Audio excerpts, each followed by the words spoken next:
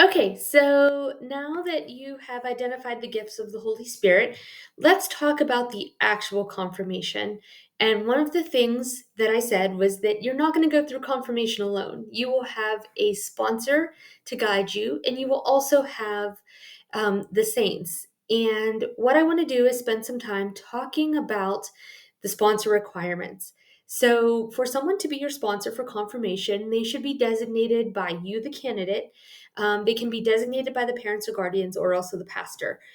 You should definitely pick someone that you feel comfortable with. So think about the person that you feel would do a wonderful job, help to guide you in your decisions, be a good role model of the faith. Okay, they must have the qualifications and intention of performing the role of a sponsor. Okay, they have to carry through on the duties of a sponsor, making sure that you are getting to church, making sure that you are continuing to learn, continuing to be prayerful. This faith isn't just it's not just that you make your confirmation and then you're graduated from the faith. It's not that at all. Our faith is lifelong, and your sponsor needs to be someone who has every intention of helping you live out a Catholic life. They must be at least 16 years old and be a fully initiated Catholic. Remember those three sacraments of initiation: baptism, Eucharist, confirmation. They must have received all three to be able to be your sponsor.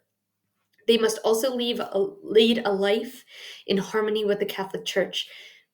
That can be a little bit confusing, so we're going to come back to that in a little bit.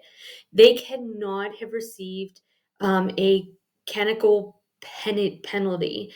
Okay, they cannot have done something or had a penalty against them in the eyes of the church. And they also cannot be the mother or the father of the one to be confirmed. They have done a wonderful job for you up until this point.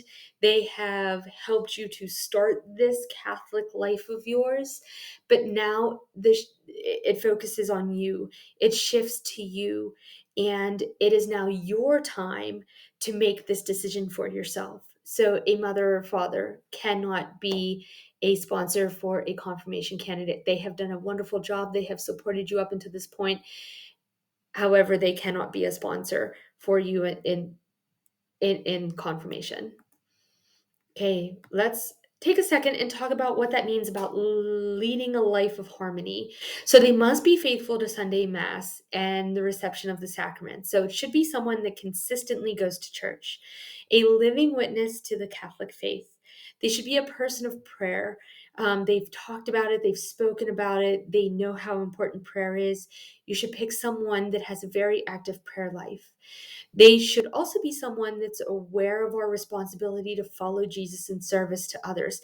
Think about it. He got down and he washed his apostles' feet at the Last Supper, and they were like, "What are you doing? You're our leader. Like, why are you washing our feet?"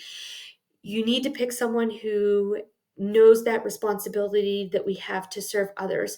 They donate time or money to the poor. They visit the homebound. They help at a food pantry. They do some kind of act of service. Okay, they are honest. They're a person of integrity who is willing to speak up and stand up for what is right, even in the face of opposition. That can be an extremely difficult thing to do. You will want to pick someone that is a good role model for that, for standing up for what they believe, even when others might not exactly. And a person encourages you to do the same. So, a person that encourages you to stand up for what is right. I highly recommend that it is someone who knows you and that you know well, someone that you are going to have an ongoing relationship with, because they are going to be there with you through this life of yours. And so you want to pick someone that you know is going to be there for you and with you.